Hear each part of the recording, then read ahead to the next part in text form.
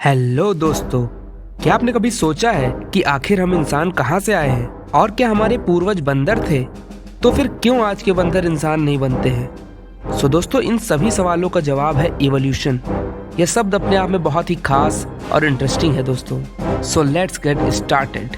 That God had created mankind in his own one creature's unprecedented rise. दोस्तों, करोड़ों अरबों सालों से हमारा ग्रह इस यूनिवर्स में तैर रहा है।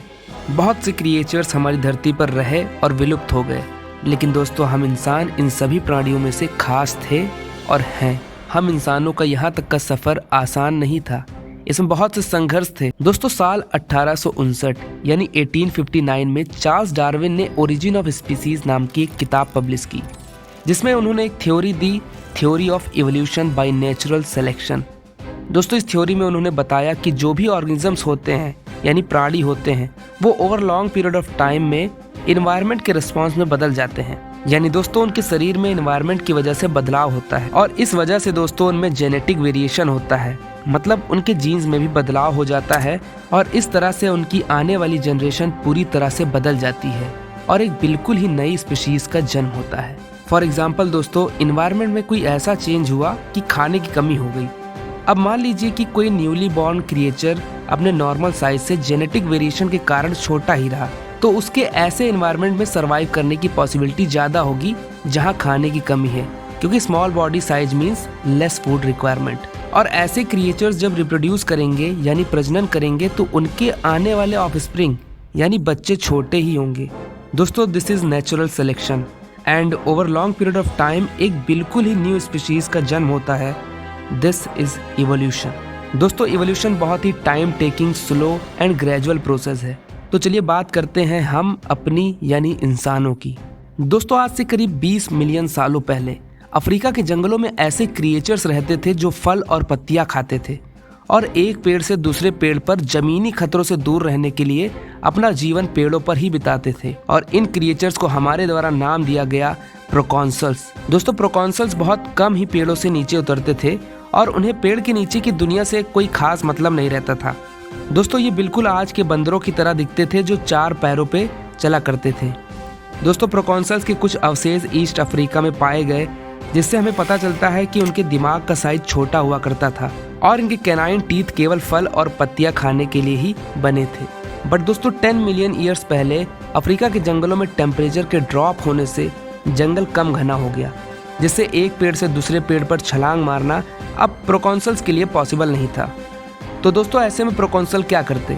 उन्हें पेड़ को ना चाहते हुए भी छोड़ना पड़ा और जमीन पर आना पड़ा, जिससे दोस्तों एक नई प्रजाति यानी प्रोकॉन्सल्स के वंशज आर्डिपिथेकस इवॉल्व हुए। दोस्तों, आर्डिपिथेकस अपने 2 पैरों पर चलने के योग्य थे, लेकिन परफेक्टली ऐसे नहीं चल सकते थे जैसे हम चलते हैं।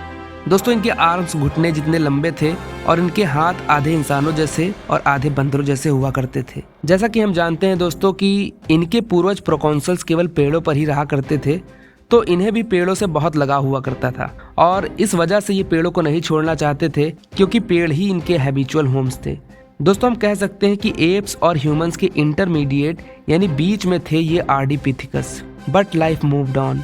धीरे धीरे सभी पेड़ खत्म होते गए और अब अफ्रीका एक बड़े से मैदान में बदल चुका था और आज से करीब 4 मिलियन सालों पहले एक नई प्रजाति इवॉल्व हुई, ऑस्ट्रेलोपिथेकस। दोस्तों, ऑस्ट्रेलोपिथेकस अपने नए घर यानी जमीन पर रहने में अपने आप को अच्छे से एडजस्ट कर लिए। और इंटरेस्टिंग बात यह है दोस्तों कि इनके चलने के तरीके में और जैसे कि हम चलते हैं उसमें ज्यादा अंतर नहीं था। दोस्तों, ऑस्ट्रेलोपिथेकस साथ में इकट्ठा होते थे, खाना खाते थे और साथ ही साथ काफी दूर तक चलने में भी योग्य थे।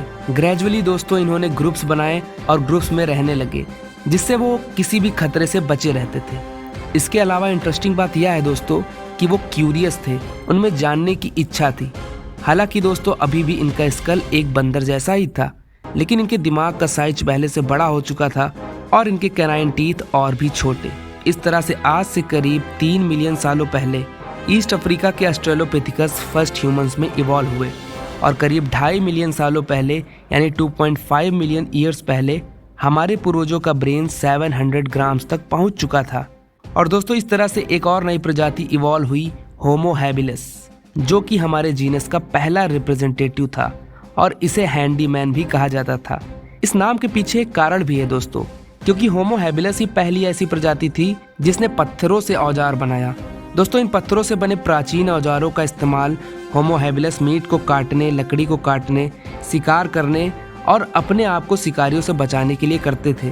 दोस्तों, अब इंसानों के पास हथियार भी था और पेड़ों का जीवन अब मात्र एक इतिहास बन के रह गया था और यह जीवन आगे बढ़ चुका था। दोस्तों, उस समय जीवन बहुत ही ज़्यादा जोखिम भरा हुआ करता था, लेकिन केवल हमारी इंटेलिजेंस से ही हम यहाँ तक सरवाइव कर पाए। दोस्तों, होमो हैबिलस का स्कल लगभग ऑस्ट्रेलोपिथेकस की जैसा ही था और ब्रेन 600 to 800 ग्राम्स का हुआ करता था। और दोस्तों, जब इनका फेस स्मॉल होता गया, फिर लगभग 1.5 मिलियन ईयर्स पहले यानी 1.5 मिलियन सालों पहले एक नई स्पीसीज इवॉल्व होती है, विच वाज होमो इरेक्टस। दोस्तों, होमो इरेक्टस दूसरे जानवरों के लिए खौफ से बन गए थे, क्योंकि अब होमो इरेक्टस के पास भाले और पत्थर के बने औजार थे और अब दूसरे खतरनाक जानवर भी हमसे सुरक्षित नहीं थे, क्योंकि दोस्तों अब तक हम शिकारी बन चुके थे। और इंटरेस्टिंग बात यह है दोस्तों कि इवोल्यूशन के इस चक्र में जो एप लाइक लेगेसी थी वो अब हमारा पास्ट बन चुकी थी। लेकिन अभी भी होमो इरेक्टस के जॉज बहुत बड़े थे और दिमाग का साइज लगभग हमारे बराबर। दोस्तों, होमो इरेक्टस की हाइट आज के ह्यूमंस के बराबर हुआ करती थी और धीरे धीरे यह प्रजाति पूरे अफ्रीका में सेटल्ड हो गई। और दोस्तों, उस समय पर बेस्ट स्टेप था पूरे प्लेनेट को कॉलोनाइज करना। सो हमने क्या किया?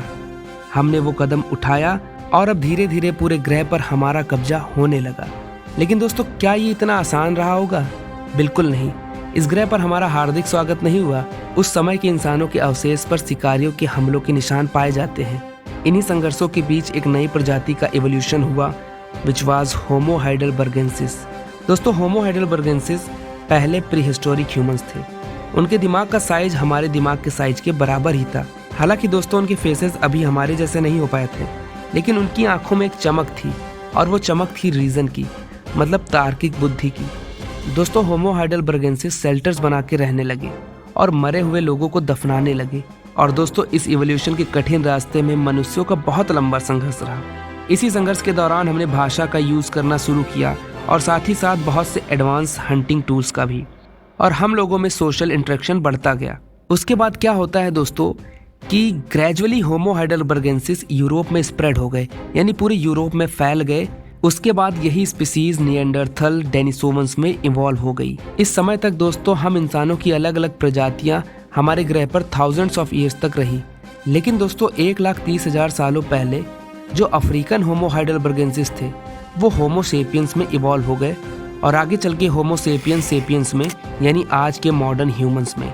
और दोस्तों, जो बाकी प्रजातियां थी लाइक निएंडरथल और डेनिसोवंस, वो आज से करीब 40,000 साल पहले विलुप्त हो गई और बचे थे केवल हम, जिनके हाथ में अब इस धरती की कमान थी। लेकिन दोस्तों, आपका अभी भी एक डाउट होगा कि आज के बंदर इंसान क्यों नहीं बनते? तो दोस्तों, इसका सिंपल सा जवाब यह है कि हम ह्यूमंस किसी चिंपैंजी या दूसरे किसी एप से इवॉल्व नहीं हुए, बल्कि हम एक कॉमन एंसेस्टर यानी पूर्वज साझा करते हैं, जो लगभग 10 मिलियन सालों पहले रहा करते थे और उनका इवोल्यूशनरी पाथ बिल्कुल हमसे अलग है। सो दोस्तों, आज की वीडियो में बस इतना ही। आई होप आपको वीडियो अच्छा लगा होगा, तो वीडियो को लाइक करिए, कमेंट करिए और हो सके तो आपके अपने चैनल को सब्सक्राइब करके बड़ा बनाने में मेरा सहयोग करिए। Thanks for watching.